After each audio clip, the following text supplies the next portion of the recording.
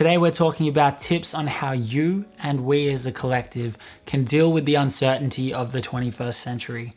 So hey, what's up family? My name's Mitch. If you're new here, I'm a clarity coach and I help you create a life, job, and impact that aligns with who you uniquely are, because you are awesome, my friend. And so when we look into the future now, it's hard to look into the future and have any real certainty or expectation of what it's going to be like. Even if I'm talking like 5 years from now, I have no idea what the world is going to be like, or even can close to guess what it's going to be like in 5 years, let alone in 10, 20, 30, 40, 50, where we're facing so many gigantic problems. Like, just to reel off a few, climate change, artificial intelligence, either, killing everyone or at the very least taking a lot of jobs and leading to unemployment, water shortage, the fact that if a war ever broke out, a world war,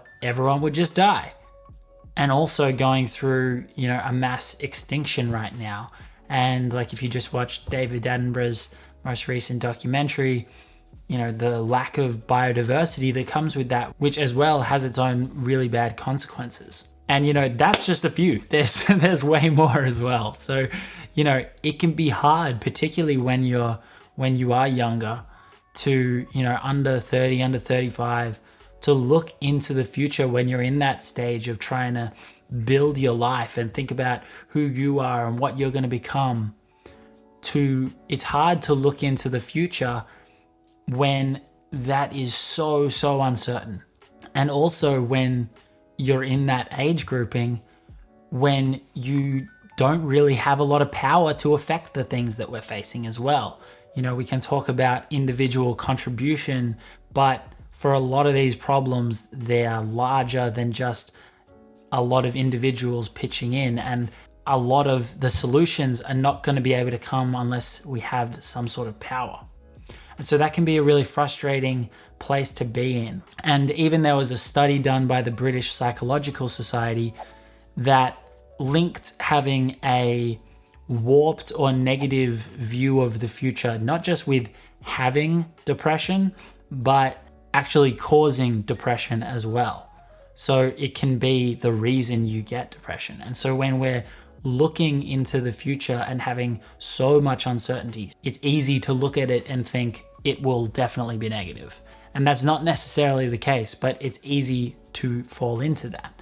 And that has a lot of really, harmful effects on our mental health. But there's always going to be things out of our control. And the only certainty, I'm sure you've heard before, is uncertainty.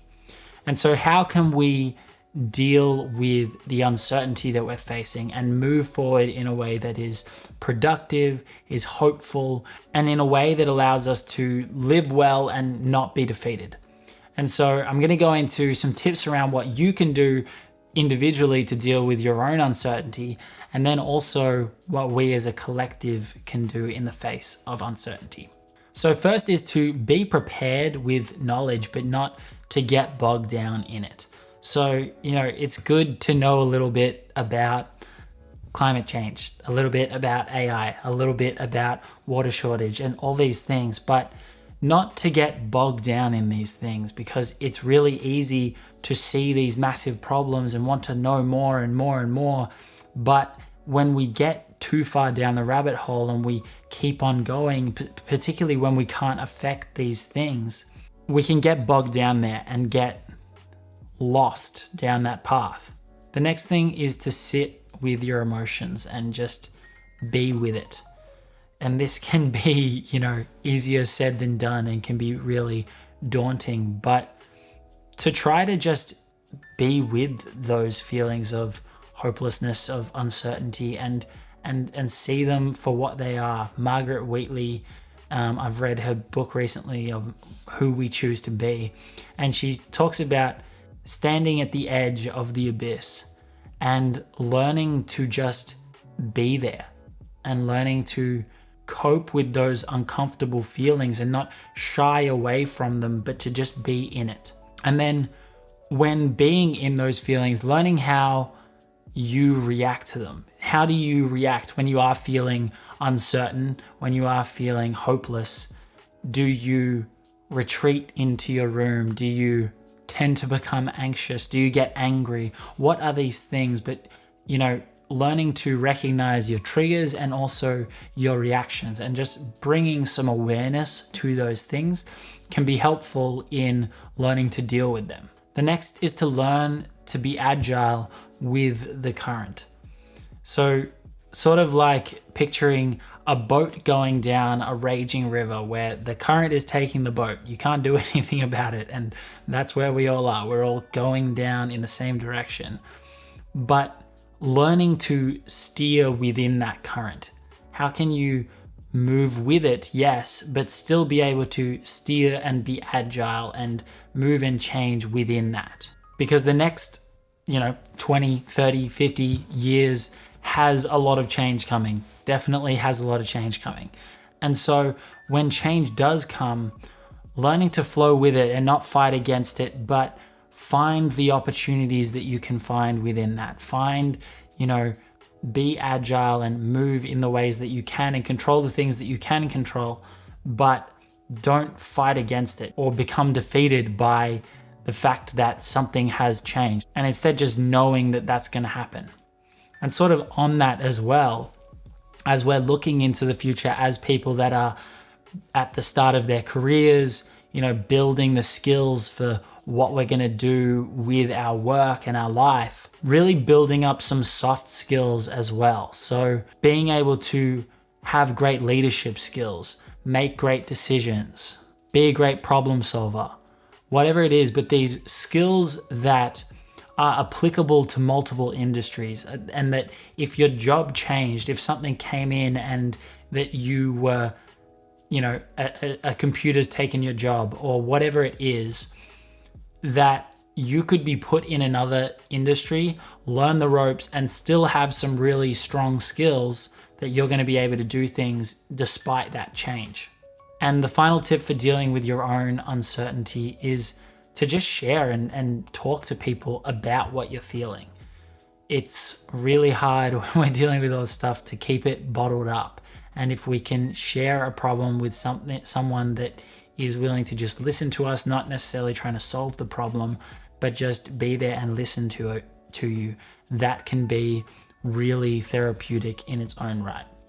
And this is where I see the element of community coming in. So how can we as a community, as a collective, work together in the face of uncertainty in the 21st century? So I mentioned before Margaret Wheatley and her book, Who We Choose to Be. And she has a quote where she says, whatever the question, community is the answer. And that is a broad, whatever the question. So that relates to a lot of different things. But it also calls for leaders stepping up in the face of uncertainty, in the face of, a lot of negative things coming our way, being able to step up and create spaces for people to be there and to share and to come together and solve this together.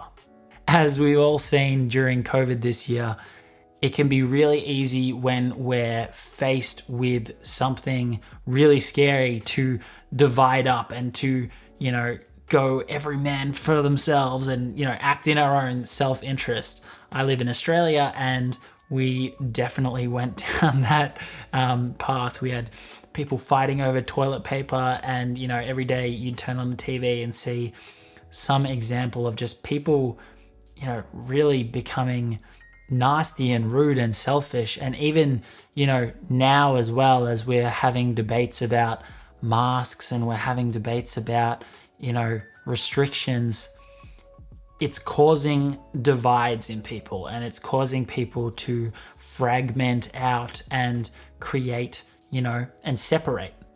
And in these times when it is really chaotic, that's the time where we need the opposite of that. We need to come together, have open discussions, hold space for each other to have, negative emotions and to grieve losses.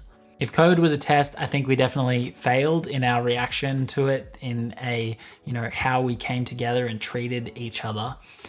But this is a good lesson for uncertainty. In every challenge, there is opportunity. And so COVID came along before things like water shortage and climate change and wars that can destroy lots of things. And COVID's had a massive impact, particularly on things like the economy.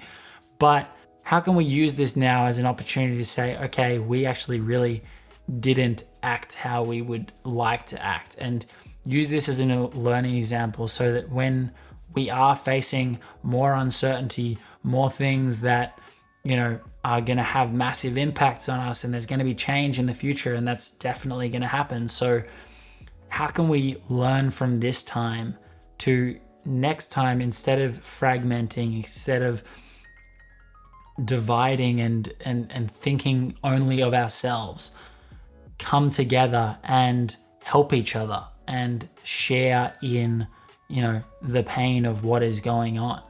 And I know that's a little bit idealistic, but I think it's so critical, and I definitely think it's possible as well. And that when we're looking at what we're facing, that's the only way we're going to get through this as a society, as a people, is when people are, acting together in unity, not divided. And so it is a little bit idealistic, but I'm sticking to it. And so, yeah, that's all I had for today, guys. Hope you took something away with how you can help yourself deal with uncertainty coming into the 21st century, or being in it. And also how we can approach it as a collective as well. If you have any ways, tools, tips for dealing with uncertainty yourself, I would love to hear about them in the comments. If you took anything from this, I would love to hear that as well. Please remember to hit that like and subscribe. That would really help me out with all this YouTube stuff. And so, yeah, hope you enjoyed it, and I'll see you in the next one. See you guys.